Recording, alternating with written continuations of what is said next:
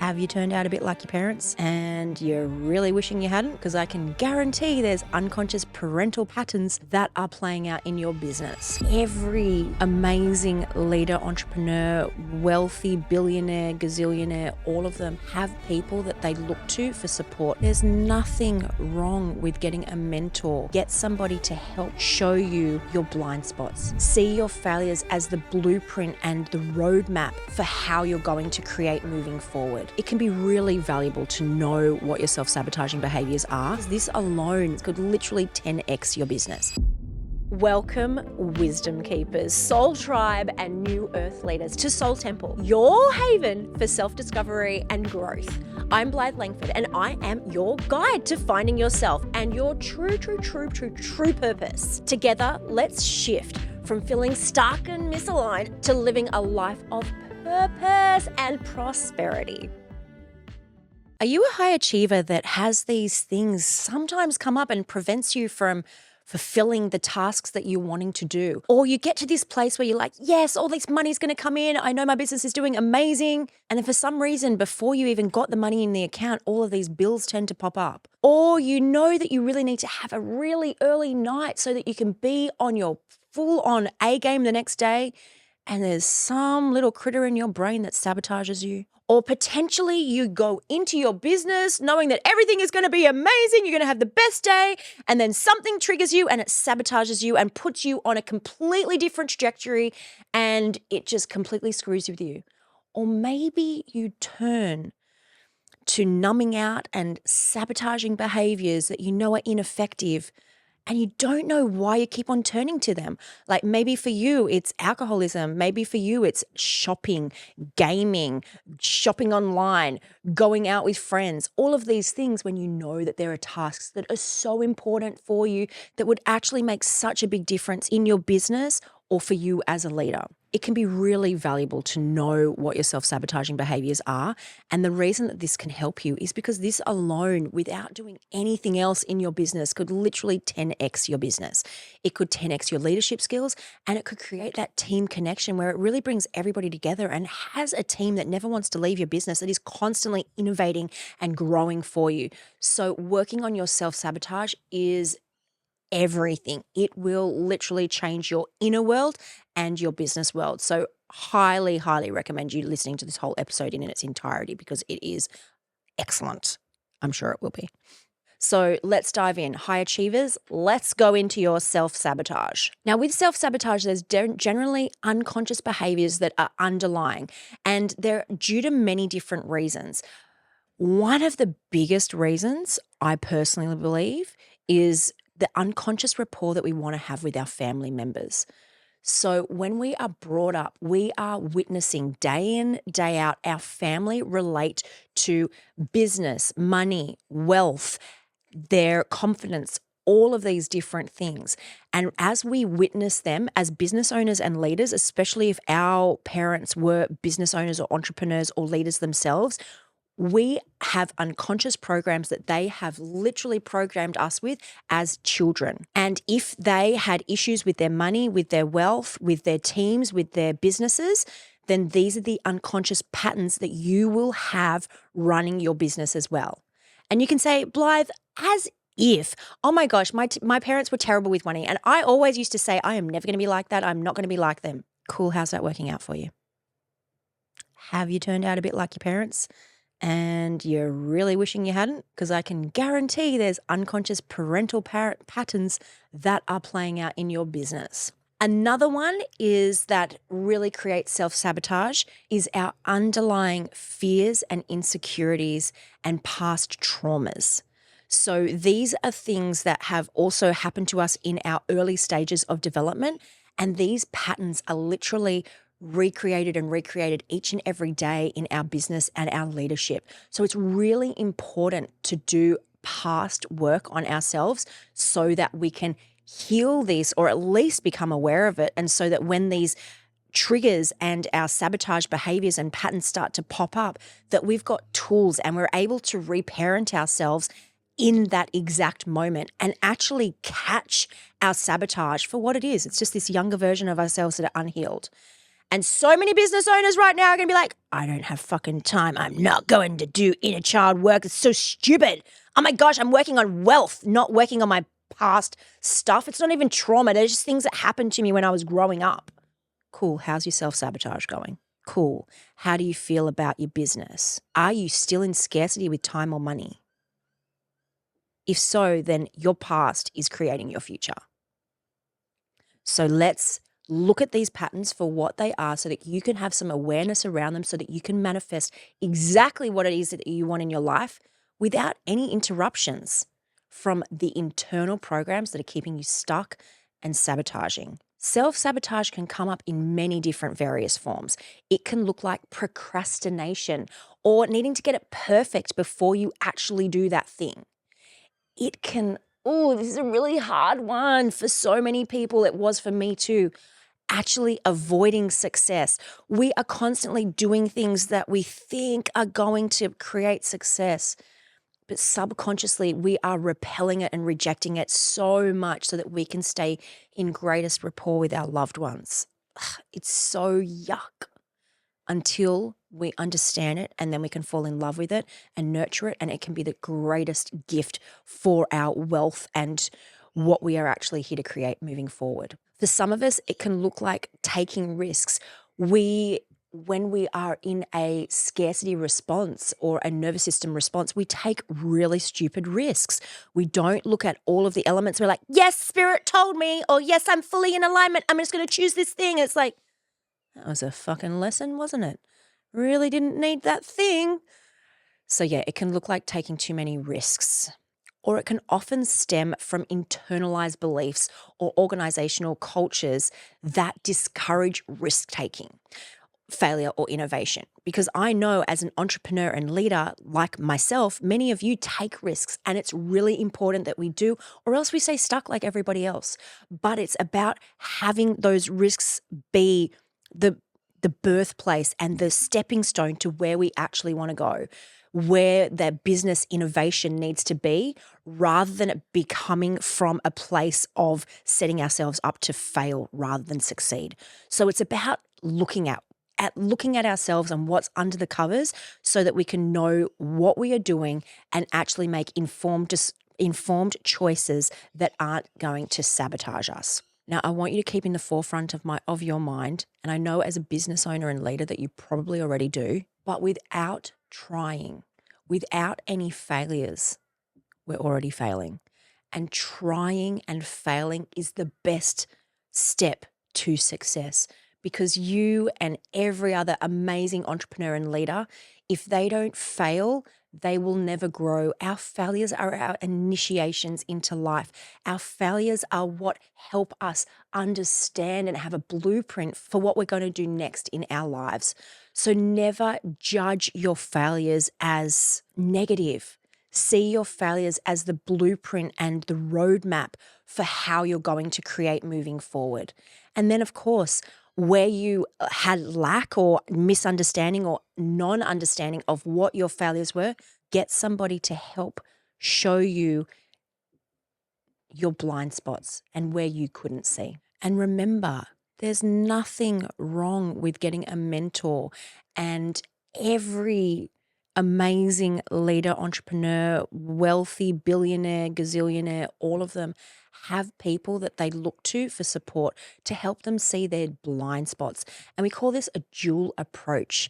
And it can be also coined as the inner work. This is what we're talking about when we talk about the inner work. It's having a dual approach, to not be so narcissistic to think that we have all of the answers, but to be able to share those answers with somebody else so that they can, just tap us back into alignment when we're going off the path way too much and sabotaging ourselves, so that we don't constantly beat ourselves up, and we can have an idea of our individualization of what we're actually doing, and then the externalization from our coach as to bringing us back in, tapping us back into alignment, tapping us back into, so that we don't pendulum swing and go like way far out there and sabotage ourselves, and then way conservative and don't take any risks. We want to be in that medium point so that all of the aspects and energy centers of our body and mind are working together. I want to bring awareness to that there is different energetic centers within our body, with our energetic field, that are playing out at any one time.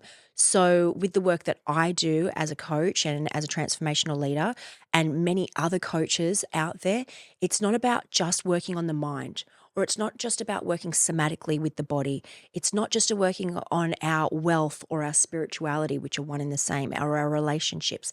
It's about having a holistic approach with all of these, because the accumulation of all of these will allow our growth to be exponential. And that's what we really want as leaders. We don't want to be, so liberated in one area and then so suppressed in another.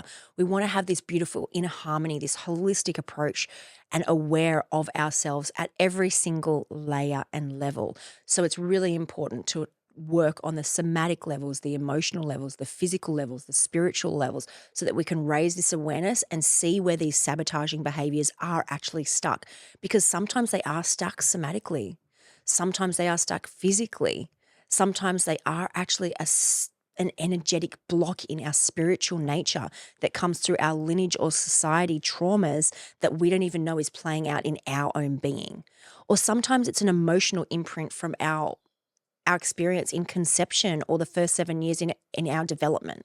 So it's really important to be aware of these specific behaviors and our internal environment so that we can foster a supportive environment that encourages growth and repatterning and reparenting ourselves so that we can be as resilient as possible in our businesses and leadership. Because let's face it, the landscape of business these days is like a freaking Wild West cowboy freaking show. It's insane. It's like, you think you're getting ahead, and then the ATO or the freaking tax department puts in new legislation that literally is like going to take even more of your money.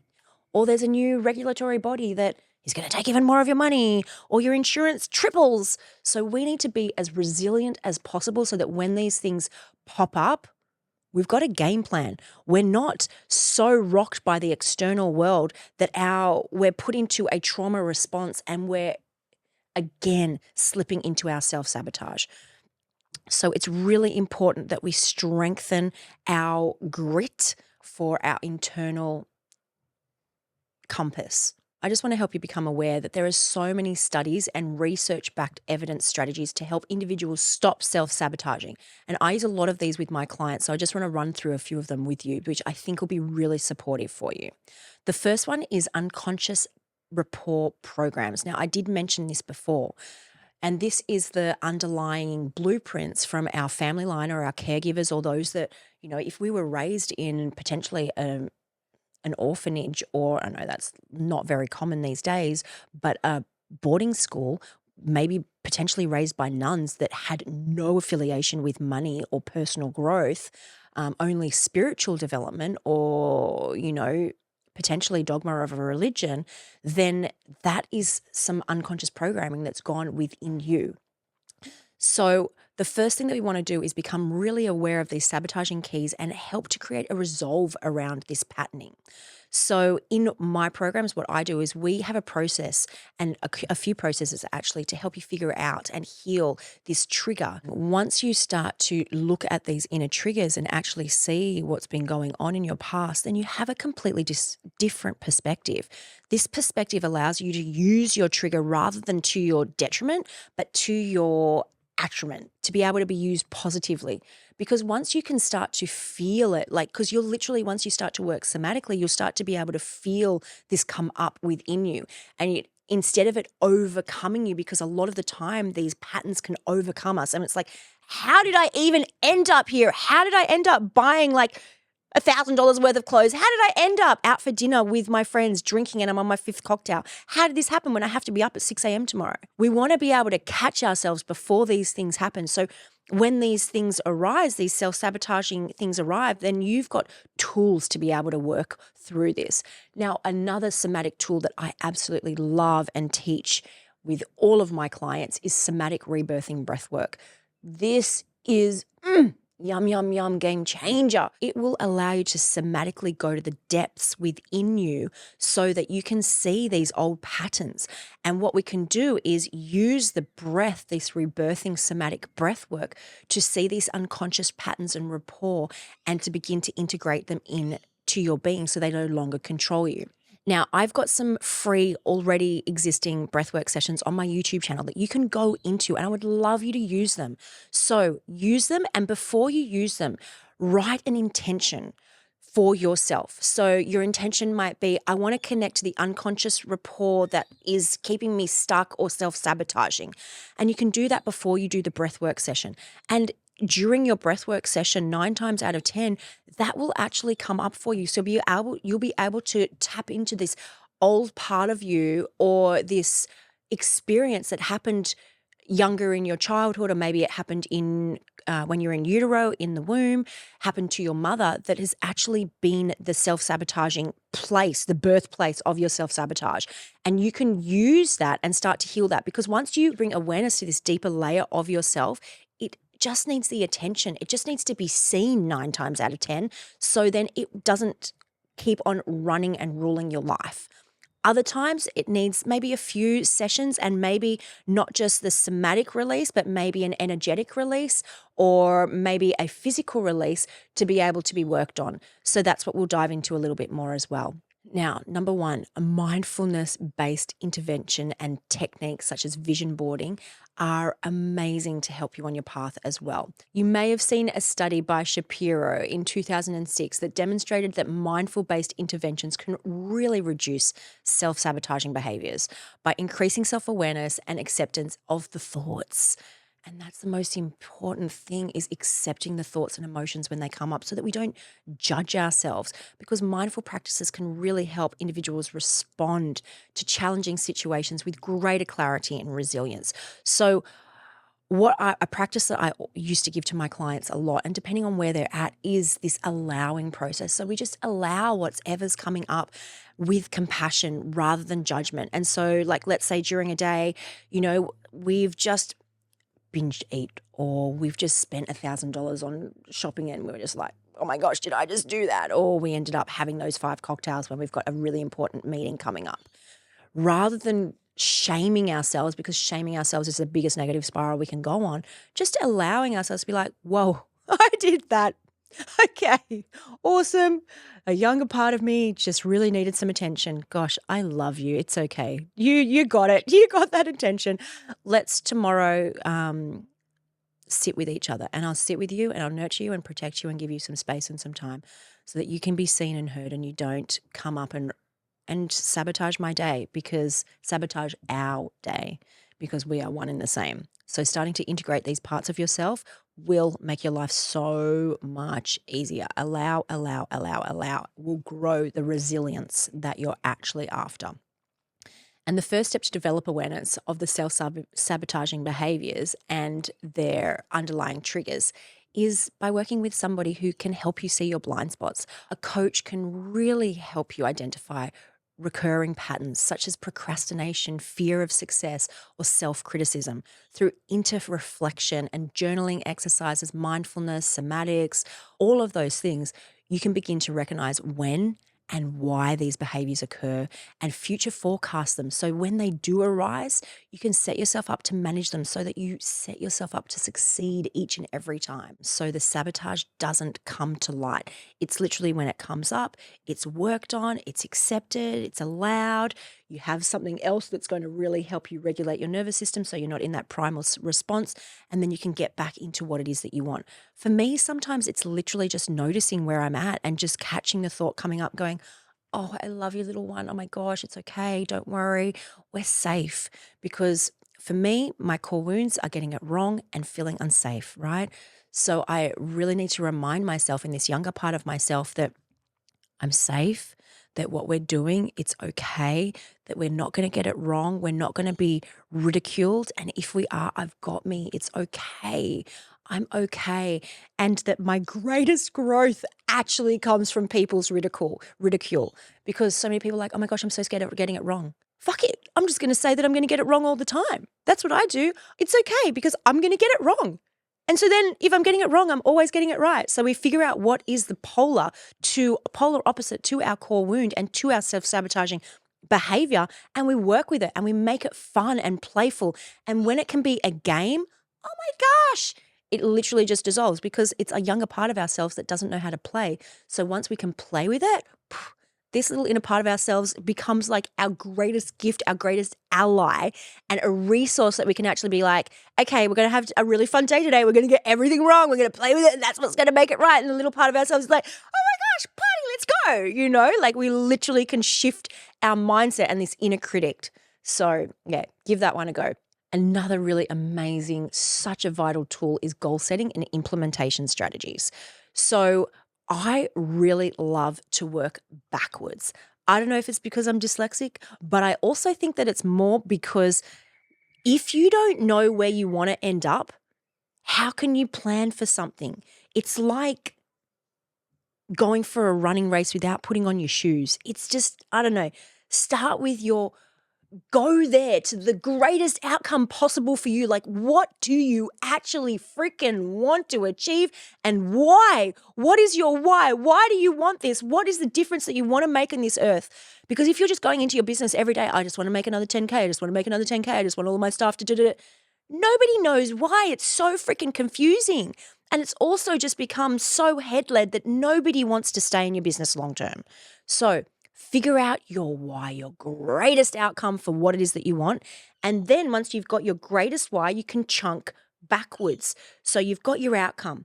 And then you've got the next thing that you need to do to chunk down to actually achieve that outcome. And then from there, you chunk down from there and figure out what's going to get you to that next one and follow on, so on and so forth. So do that. Chunk down and starting with the end in mind. And it will also allow you to get out of your self-sabotaging fear program of I'm unworthy, I can't do this.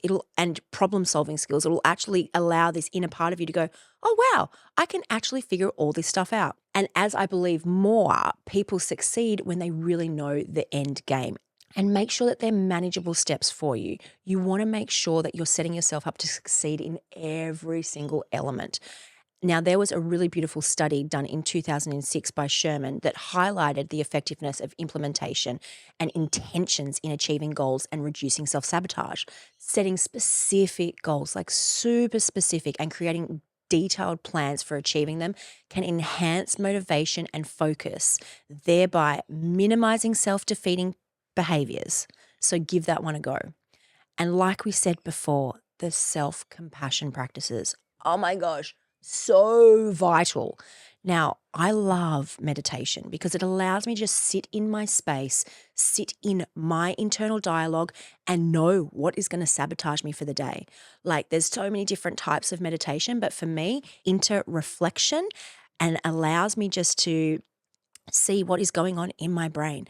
And I can literally see each and every day what is going to sabotage me and then just breathe into it and just give it awareness, and then allow it to dissolve. It just needs to be dissolved. Now, another really beautiful one is journaling. But I want you to do journaling with ancient wisdom connected to it. Trees in our Indigenous culture in Australia are manifesting tools. And when you use written pen and paper, so you're writing on the trees, writing on the paper, it's a manifestation tool. Now, if you write that down and then you add into that the element of fire, you burn your journaling papers, you burn these things. Fire is known for transmutation. So if you're working with manifestation and transmutation, then you're bringing in the elements as well. So you can literally burn away your self-sabotaging behaviors as well. So creating that sacred space, creating the sacred fire, creating the sacred journaling, and allowing this transmutation with your awareness and your intention. And again, this builds resilience and coping strategies that are essential to navigate challenges and setbacks along the way. There was a beautiful study in 2015 by Neff and Dam that demonstrated that self-compassion practices can mitigate self-sabotaging behaviors by promoting kindness towards ourselves during moments of difficulty and failure. Self-compassion fosters resilience and the reduction of tension and reduces the tendencies to engage in self-critical or undermining behaviors. So it's really important to bring this nourishment and connection. So when we can cultivate this inner critic being our number one ally, then we can start to control our mind rather than our mind controlling us. And a lot of people are like, I don't want to meditate. There's monkey mind going on in there. Yes, because you're not in control of it yet and it is still controlling you. That's why you want to get in there and just have some time and space just to sit, allow the monkey mind to just filter out everything that it needs to just dislodge, and then you will come back into a place of greater resilience and strength. And remembering social support and accountability, building a community around you, or finding a community where you can surround yourself with positive influences that really support everything that you're doing. That's why I'm obsessed now with, rather than doing one-on-one work, I have a container of influential leaders that work together to inspire each other and motivate each other. That's why I myself am in a mastermind as well. I feel like the one-on-one work is amazing, but our self-sabotage is so great at manipulating ourselves and others that being in a group container actually allows greatest growth and greatest resilience to actually come to play. So find mentors that you're inspired by. Find mentors that are doing things that you love and that you want to be a part of. That's why I created Build Utopia, because I want to freaking help all of these mentors that actually want to build utopia. Like, everybody gets to deserve to live in a rainforest, whether you live in a city or not. Let's rainforest our cities. Let's create all of these amazing projects globally so that we can actually all live in utopia. Far out, poverty can end in like a few months. You know that. I know that. Why does it still exist? Because wankers rule the world. It's time for spiritual freaking heart-led leaders to create the projects that are going to shift and change the world's trajectory forever. So find people that inspire you, and then that will really help you to overcome your self-sabotage. And that's why I'm freaking committed to my vision and my purpose and the projects and the programs, to the Divinity Method and the program Building Utopia, because I want to see a change in this world.